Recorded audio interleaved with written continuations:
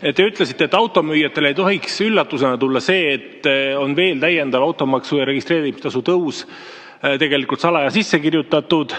Ma usun, Eesti inimeste jaoks oli see küll väga halb üllatus, täpselt nagu ka Reformierakonna poolt üldse automaksu kehtestamine ilma selleks valimistel mandaati küsimata. Et kas te olete minuga nõus, et tegelikult see on olnud pettus Eesti inimeste suhtes ja see pettus jätkub, kuni see automaks tõuseb.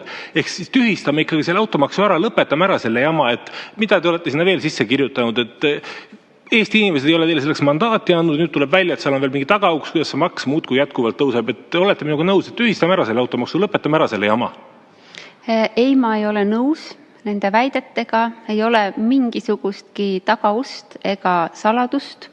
Seda seadust võib Riigi Teatajast lugeda igaüks ja menetlusdokumente Riigikogu kodulehelt võib samuti igaüks vaadata.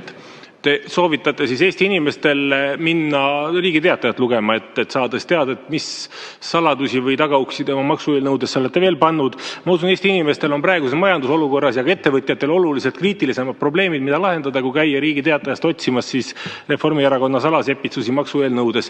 Et täiesti absurdne loogika, aga ma küsin siis vähemalt, kas te minuga vähemalt selles osas nõustute, et tegelikult automaksu ja registreerimistasu tühistamine aitaks Eesti majanduse uuesti kasvama panna ja toetaks Eesti inimeste toimetulekut? Aitäh!